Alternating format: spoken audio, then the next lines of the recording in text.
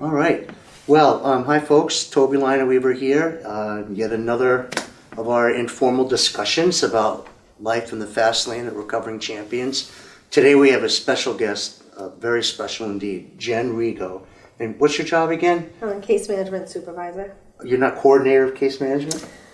No. What's the difference between case management supervisor and coordinator of case management? I don't think there's much of a difference. Okay, all right, cool. So,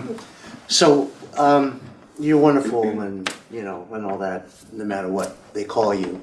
So, describe the role of case management. Like, what's case management do here at RCI? So here at RCI, the way I explain it to the clients is that case management works on the outside issues, Okay. right, that clients face. And so what that means is helping them get back on their feet, helping them return to jobs, family, recovery, going to meetings, and self-care. How do you help them with meetings and recovery? Like finding out where the meetings are in their neighborhood? Yeah, so we try to help them map out that area. Some clients have been to meetings before, so like they have an idea, and we just talk about like different types of meetings as well. So a lot of it's psychoeducation about how things work in the real world, recovery-wise. Mm-hmm. So, okay, some of the issues that clients have to address, not all, but housing. Yeah. Not all clients have housing, right? Correct. So what percentage of our clients are going to go into sober living or halfway housing, you think? I say 70%. 70%? A little more than half, yeah. Really? Okay. Mm-hmm. What about general finances? We do that. What's the percentage? Well, I mean, so some people are coming in here, like a younger kid might be on their parents' insurance, but they themselves have no cash. Mm-hmm. So we have to do things to help prepare them for making it in the real world. So that would be including what, for instance? So we sign them up. We help get them started with DTA. So it's like some financial assistance, some SNAP benefits. We put them on job search. What's a SNAP benefit? It's like food stamps. Okay. So we also start them on job search as well. Right. You know? So housing, finances, job search. Mm-hmm. Now, this is a leading question, of course. Not all clients come in with the same kind of experience. Some don't even know. Some clients even have never really worked a job before? Sure. Okay. Mm-hmm. What's the percentage on that? It's low. It's low. Yeah. Okay. Most people have work experience. Mm-hmm. Okay. And then you mentioned the meetings, insurances. Sure. Sometimes they might be facing a event horizon with their insurance. They need to transition to another plan or go on the connector product, right? Yeah. Mass Health. Mm-hmm. We sign them up for that too. Okay. Transportation. Yeah. Like people going into sober living, mm-hmm. getting to job interviews, and we provide all that. Okay. All right. Yeah, we do provide a lot of that stuff. It's very important. It takes a lot. One way that I describe case management is that case management helps identify barriers in the real world to successful recovery and help clients overcome those barriers so they could have a maximum chance of success. Yeah. Okay, you like that? I do. All right. So what would you say, just like on average, is like the biggest barrier? Biggest barrier for any client that we have? I mean, I know it varies. You know, it could be that return to work. It could be never have gone to a meeting before. Not knowing anything about that. Yeah. Mm-hmm. All right. It could be. So you're not prepared to say what the number one thing is? No, because it varies. Everyone's different. Well, okay, so today we're going to talk a little bit about the return to work thing, okay? Yeah. So we have clients that come, they've had careers.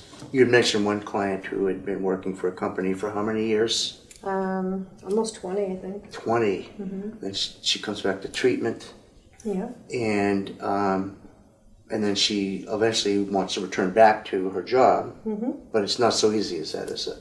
No, it's not. So one of the things this particular client was aware of was the environment that she was in at this particular employer. So she often sat with case management and she put in what they call bids for different jobs. Okay. and different placement. So we would check that weekly to Well, see she if was trying to anything find a changed. safer work environment? Sure, yeah. So what was unsafe about it? There was a lot of people using their, they take breaks whenever they want. There's not really a lot of supervision, so to speak. So So is part of what you're doing with clients like that helping them assess the safety of their work environment? sure. Yeah. Okay. So when you talk to them, like what kind of questions are you asking? So how's your work environment? What's it like? Stress. Again, some people come from like a using work environment. So if they mention that, if they're forthcoming with that, it's kind of helpful to like talk to them about like what are some other options if they're looking to. Probably not much different than if you're coming from a household or a relationship where there's a lot of using and abuse. Should you be even going back to that? Right. However, we all know it's easier said than done. If you've been working someplace for 20 years and you've built up benefits and all that kind of stuff, and you just might not even be able to really consider that. Right. This going on with the same person, what do you think that she was most concerned about returning to work? What was renting the most space in her head? Going back to that environment and impossibly using because of the way it, So what temptation. with temptation and Right. things like that. So what in a case like that, that's a specific example, what are some of the things that you guys did? So again, we checked out, her bids, and she asked around to find out if there was other openings in different places. We talked about. How do we know those are any better than the ones she came from? She has a lot of experience in that particular job, so Yeah, okay. she knows what is going on in other places. So we also talked about boundaries, What does that mean? setting limits. With whom? Herself and others. Okay, well, I'm playing dumb here, which isn't too hard to do. Unusual. Okay, so explain more about that. Setting limits with herself, boundaries with herself. So setting boundaries with herself, just making sure that she if they're taking a break at a certain time, maybe she doesn't go out when they go out. Maybe she takes a 10, 15-minute break somewhere else. It's about changing your routine. Right. And so in this particular incident, she did go back to that job. So my hope is that the routine was changed. If somebody said, hey, do you want some of this, that she had a go-to line to say when offered.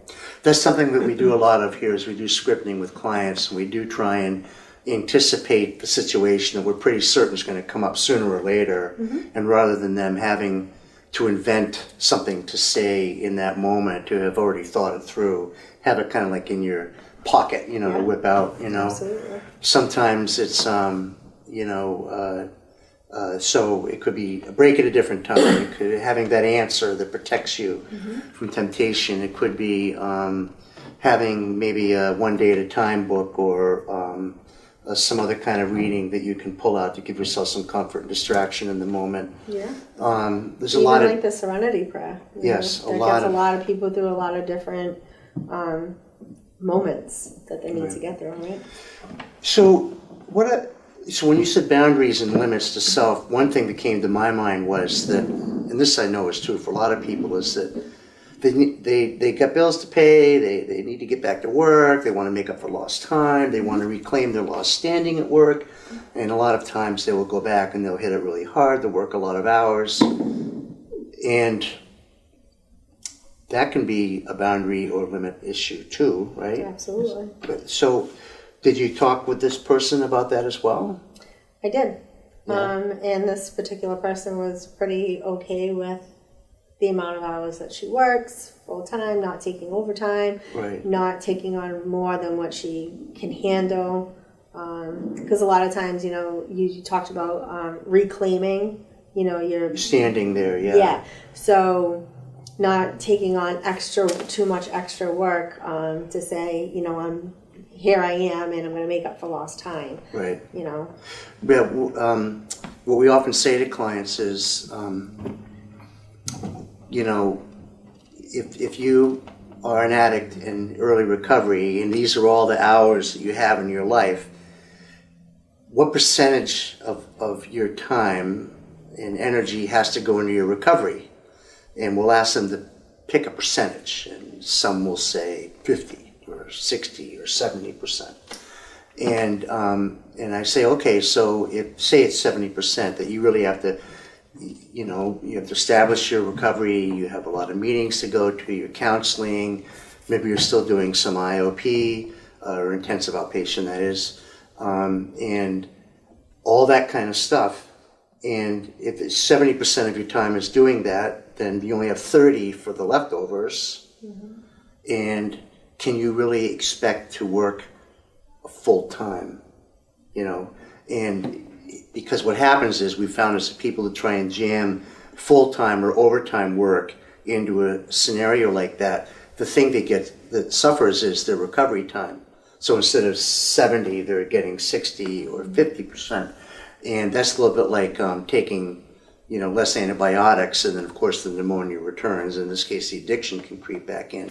So it is a bit of a battle with clients at the beginning to work on boundaries and balance in terms of priorities.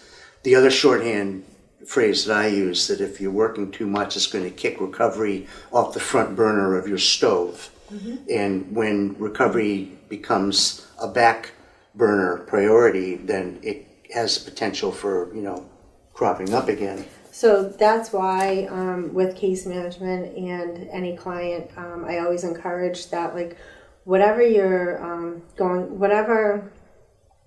to do out there, like whatever you're doing here, right? So like here we're on a schedule, right? And so I encourage them to take some of what they've learned here and what they're doing here home with them. So how do you do that? How do you concretize that? So in case management, we give out what are called like recovery toolkits, and in that particular package, it talks about reasons to stay sober and short-term and long-term goals. The last thing that we ask them to look at about a week or two prior to leaving is their daily schedule, mm-hmm. well, weekly schedule, really. And we sit with them if they haven't already tried to implement some things that they're doing here in that schedule, and we encourage them to do so. So if they're waking up at 5, 6 o'clock in the morning, we ask them to write that down on the schedule, like take that stuff home with you. Make sure that they put their meeting in, right? So that's why we look at the meetings in the area. So we want them to build stuff around the meetings, not meetings around the stuff at first. No, we build our life around the meetings. Okay, so this person we were talking about has been working for 20 years. You don't think she knows how to make a schedule? Sure, but guess what? What?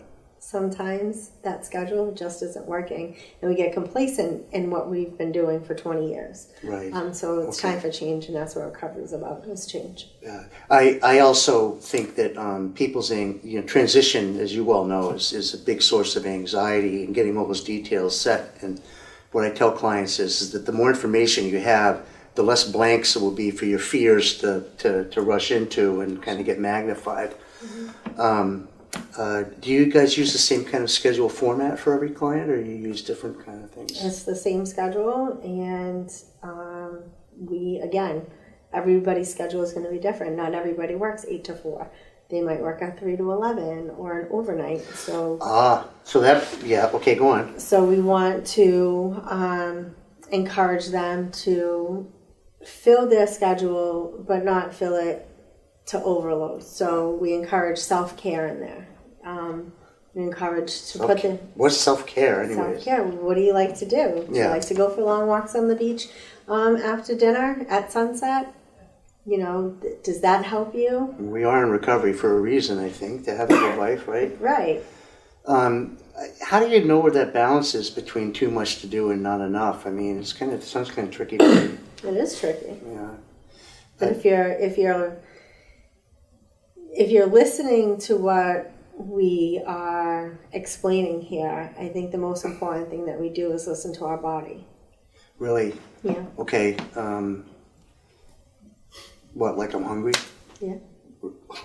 Okay, come on, I'm being silly. All right, so tell me more what you mean. So you're saying you're saying that if we really want to know if the schedule's working or not, we can find the answers within you. Okay, so explain. So if I'm working and I'm after work, I'm cooking dinner and I'm getting ready, for the night to settle in, and I know I have to, go to a meeting, or I'm taking care of others, because that's like a lot of what people do is like we, like to take care of other people instead of paying attention to ourselves. So how do you feel that? Where do you feel that in the body? So I think we feel that, in our gut, Like a tension? Are we tired? Yeah. It goes back to hungry, inkly, lonely, tired. Right. Right? So if we're listening to our body and our body's like, all right, just, do one more thing, and we're too tired to do it, and we're crawling across the finish line, that's too much. Right. Simple but not easy. Right. Well, I can think of a client that went back. She's going to conquer sobriety, and she just worked so hard that she worked herself into drinking again. And it's hard to imagine you can work so hard to actually create self-harm, but maybe I just learned something. Maybe I'll just tell her next time to listen to her body, Tired, hungry, cranky, feeling tense, She did actually say something similar. She said, I went to the beach and I've been trying to help a couple people, and I felt like this bad feeling in my chest, and I knew that I was doing too much. So she is learning, I guess, as I recall. How about, there's so much to talk about, not enough time, but how about clients dealing with a work environment where they go back and people know they've been away and now they're coming back sober? I mean, they're not, that work environments aren't allowed to release that information. No one's supposed to know, but you are going back as a very different person, and you can get treated very differently. Do we ever talk about that with them? I'm sure we do. Yeah. Mm-hmm. In what way? So, a lot of clients like that, they don't want people to know, and how do you do that? So how do you do that is you continue to take care of yourself, and you walk in with your chin up, and you do your work. And if you're being treated fairly or poorly, really, I think that they can have that conversation with the person. Like, how might it go?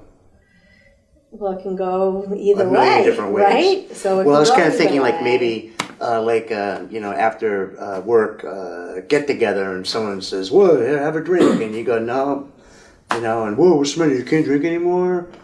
Maybe that person doesn't go. Right. I mean, I tell clients, if you don't have an answer, if the thought of that situation makes you really uncomfortable, you shouldn't go. Yeah. Why put yourself in that kind of stress? I'm sure eventually they'll ask why you're not coming out after work for whatever. Well, you can make up a story for that. Yeah, I had something I had to do. So most people are okay about it. I think in this day and age, some people are they don't know when to be quiet and to stop asking. People like that, sometimes you have to be a little more direct with. Or, okay, I'm not talking about this. And by the way, how about those Red Sox? You bring up the little pivot, and talk about something else. And if they don't get it, then it's just so much on them, Yeah, absolutely. Okay. So anything else we want to talk about now? I mean, we've been at this for a little while, like helping people in the profession return to their profession. Mm-hmm. Do we ever interact with their employers to help pave the way? In my experience, most clients will say that they will talk to their EAP. We try to set them up with that. We allow them to make that phone call. Because sometimes they do. They want to call before they get back to work and say, hey, I'm going to need a little bit of help here. So. Yeah, and if they're lucky enough to have EAP understands all this stuff, can really carry the ball for you. And do that protecting and guiding and supporting, and also interactions maybe with HR, right. If there's any issues around that. Okay, so I don't know, anything else we haven't talked about in regards to that stuff? I don't think so. The only thing we didn't talk about that I thought we should talk about was how you, the case management person, and I, the clinician, work together. But I don't know, it's not a hard and fast thing. It's pretty fluid, right? It's very fluid. What kind of stuff do you depend on the clinical team for? That might or might not deliver, right? A lot. I mean, where is the person at mentally? Like, what's going on? What might be their best option after What's treatment. realistic? What's realistic, yeah. Yeah. Mm-hmm. Not that you and I have ever disagreed over that stuff, but that can be something that's very important for us to do. If a client's simply not ready or is ill prepared, that we can meet as a team to talk to them in a way that's supportive but directive, because it is kind of normal to want to get back to work and to get back into it in the full swing, and it is very common for people to often take on too much at the beginning. We want them to slow down and really build in their self-care and make it kind of a habit. I think that when we work as a team too, when we do have a client that's, I want to go here, I want to do this, I want to go home, get back to work. Yeah. And we're feeling maybe that might not be the best option. I think that once we sit down and we speak with them, and tell them what we see and talk about how they feel about that. I feel like they're pretty responsive. Once they're left to think about what their decision will ultimately be. Right.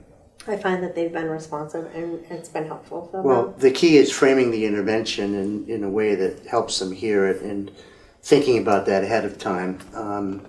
And I think we're very good about that. And sometimes we will get the spouse or significant other involved in framing of that message. That's sort of in the art, not science category of treatment, which is very, very important because as we tell clients all the time that you can have the very, very best treatment plan and transition plan in the world, but if the client themselves aren't buying into it, it's worthless. There has to be some buy-in from the client, and so that's really what's most key. So that's why we talk about application of the things that they're learning here, so that taking what they're learning, right? Whether it's a group, in a session, applying to their life now while they're here, and able to take that out there with them. Right. So it's not just something we're making you do to keep you busy. Okay. So the next time we get together, I think it'd be just as interesting to talk about how we're helping people at the other end of the spectrum. Sure. Because there's so many clients that have no money, they're on their parents' insurance, they're very young, developmentally delayed, have very unrealistic expectations about work, and they really don't know how to take care of themselves, and yet they're supposed to go out in the world and live independently, and they haven't learned how to do that yet. How do we pull off that little miracle, It happens. Well, yeah. So we'll talk about that the next time. So I guess it's been great, Thanks. Great work. All right. Thank you so much.